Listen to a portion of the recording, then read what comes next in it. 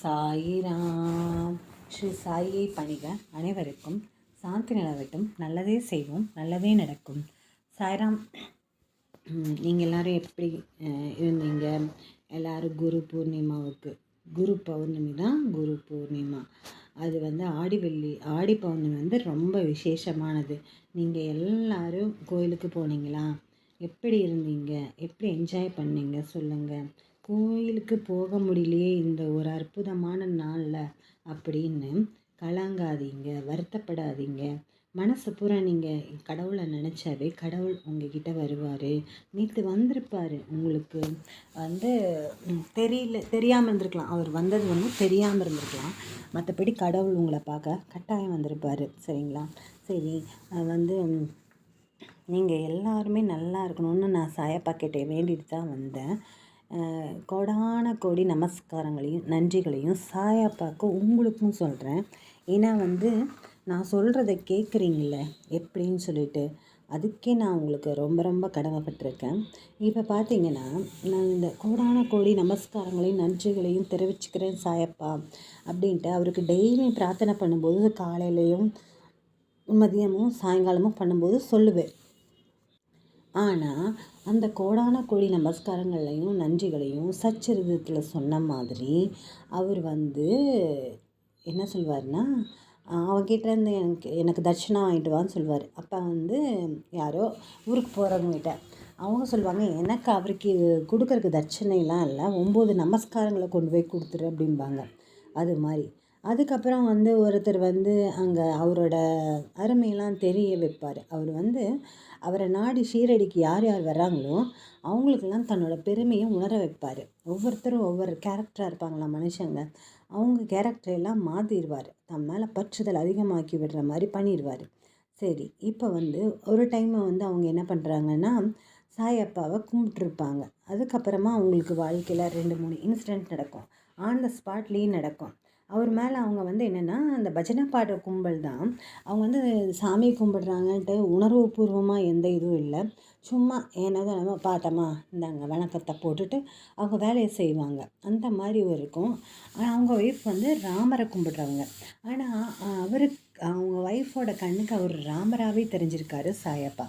அவங்க சொல்லியும் கூட அவங்க ஹஸ்பண்ட் கேட்கவே இல்லை. போ சும்மா அதெல்லாம் நீ உன்னோட பிரம்ம அப்படின்ற மாதிரி சொல்லியிருப்பார்.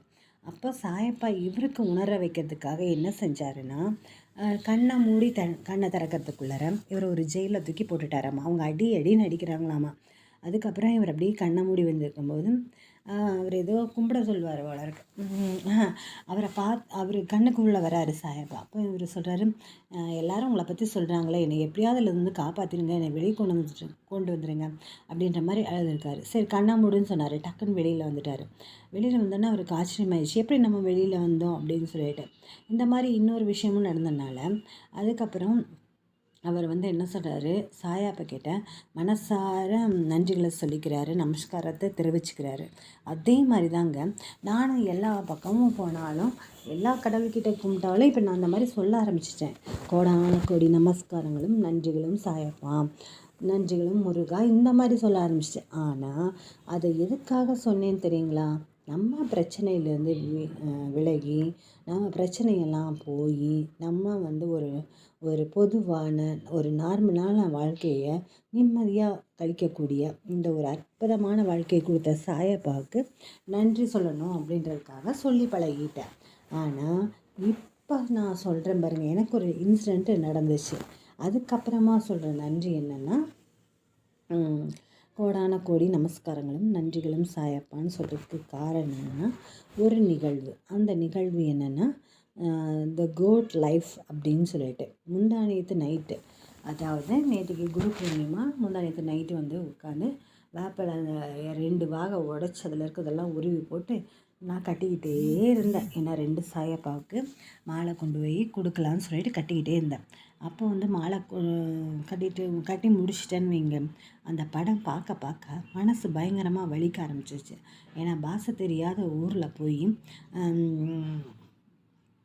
வேலைக்கு போகலான்னு முடிவெடுத்தது தப்பு. கஞ்சியோ கூழோ குடிச்சிட்டு நம்ம ஊரில் இருக்கணும். இன்னும் எப்படி நம்மளோட டேலண்ட்டை அதிகப்படுத்திக்கணும், அதைப்படி செயல்படுத்தணும் அப்படின்ற அறிவு நம்மளுக்கு இருக்கணும். ஏதோ ஒரு வழி நம்ம ஊரில் கிடைக்காமையா போகும். எங்கிருந்தோ வந்து வாழ்ந்தவங்கள்லாம் நம்ம ஊரில் வாழும்போது நம்மளுக்கு ஏன் அந்த வாய்ப்பு கிடைக்கிறது இல்லைன்னா, நாம் எதையும் செயலாக்குறதில்ல, திட்டமிடுறதில்ல, சிந்திக்கிறதில்ல. இந்த மாதிரி விஷயங்கள் இருக்கிறனால தான் இந்த மாதிரி தோல்விகள் ஏற்படுது. ஆனால் வேறு ஊர்க்காரன் வந்து நம்ம ஊரில் நல்லபடியாக ஸ்ட்ராங்காக வேலை செஞ்சுக்கிட்டு காசு சம்பாரிச்சுக்கிட்டு வீடு மேலே வீடு கட்டிட்டு ஜம்முன்னு வாழ்வான். ஆனால் நம்ம என்ன பண்ணுவோம், அவங்கள பார்த்து ஏக்கப்பட்டு பொறாமப்பட்டு இப்படி போயிடும் வாழ்க்கை. ஆனால் அந்த த கோட் லைஃப் படம் பார்த்தோன்னே பார்த்தீங்கன்னா, நான் ஆன் த ஸ்பாட்டில் வந்து சாயப்பாக்கு அத்தனை நன்றிகளை சொல்லிக்கிட்டே தான் இருக்கேன். ஏன்னா இந்த மாதிரி பணத்தை ஏமாந்து அவன் போய் பாசத்திரியாங்கிட்ட சிக்கி அவனுங்க டார்ச்சர் பண்ணுவானுங்க. ஆடு மாடு மேய்க்கிறதுக்கு ஒட்டகம் மேய்க்கிறதுக்கு எல்லாமே. அதுலேருந்து சோறு தண்ணி இல்லாமல் ஒரே மாதத்துல பார்த்திங்கன்னா மயிரை பொதன்னு வளர்ந்து அந்த தண்ணி ஒரு மேலே, அதாவது உடம்புல வந்து தண்ணியே படவே படாது. ஏன்னா தண்ணியே குடிக்கிறதுக்கு கூட தர மாட்டாங்க. அதனால் ரொம்ப கஷ்டப்பட்டுட்டு அந்த இடத்துல இருந்து அவன் அந்த கேரக்டர் அந்த இடத்துலேருந்து மீண்டு அந்த பாலைவனம் நடந்து வர ஒரு சொட்டு தண்ணி இல்லாமல் காலில் அவனுக்கிட்ட அடிமைத்தனமாக இருந்து ஆடுகளை மேய்ச்சிட்டு அடி வாங்கி கால் உடம்பெல்லாம் பயங்கர காயங்களோட அந்த குளிர் காற்றுல மணல் காற்றுல அவ்வளோ கஷ்டப்பட்டு முடிஞ்சால் பாருங்கள் அந்த படம். கடைசியில் வந்து ரோடு சேருவான். அந்த ரோடு சேர்றதுக்கே அந்த படம் ஃபுல்லாக ஆயிடுது. ஃபுல்லாக பாலைவனத்தில் தான் எடுத்திருக்காங்க. அப்போ அவங்களோட நிலைமையெல்லாம் பார்க்கும்போது இந்த மாதிரி எத்தனை பேர் போய் அங்கே சிக்கியிருப்பாங்க. அவங்கெல்லாம் என்ன படாத பாடுபடுறாங்க. பொண்டாட்டி பிள்ளைகளை விட்டுட்டு வீட்டை விட்டுட்டு நாட்டை விட்டுட்டு ஊரை விட்டுட்டு போய் எவனோ ஒருத்தங்கிட்ட அடிமையாக பாச தெரியாமல் சாப்பிட்றதுக்கு வழி இல்லாமல் ஜாலியாக நம்ம ஊரில் இருந்தோம். அங்கே போய் ஏக்கப்பட்டாட்டு யோசிக்கிறதுக்கு கூட திறமை இல்லாமல் செயலிழந்து போய் ரொம்ப கேவலமான ஒரு வாழ்க்கையை அங்கே வாழ்ந்துட்டு இருக்கிற நிலைமையில் எத்தனை பேர் இருக்காங்க. அப்போது நம்ம பாரு சொகுசாக நோகாமல் நோம்பி கும்பிட்றோமா. அதனால் நம்மளுக்கு கூட இத்தகைய ஒரு அருமையான வாய்ப்பு கிடச்சிருக்கு நம்மளுக்கு. சரிங்களா? இதுக்கே அவர் காலத்தொட்டு ஒரு நாளைக்கு 1008 தடவை விழுகணும் போல இருக்குது. ஆனால் நம்ம விழுகிறதில்ல. அப்படி ஒரு புனிதமான உன்னதமான உயர்வான இடத்துல சாயப்பா நம்மளை வச்சுருக்காரு. நம்மளுக்கு எதுவும் குறையில்லை. நம்மளோட குறைகள்லாம் குறையே கிடையாது. நம்ம கஷ்டமெல்லாம் கஷ்டமே கிடையாது. நம்மளை விட கஷ்டப்படுறவங்க எத்தனை பேர் இருக்காங்களா தெரியுமா?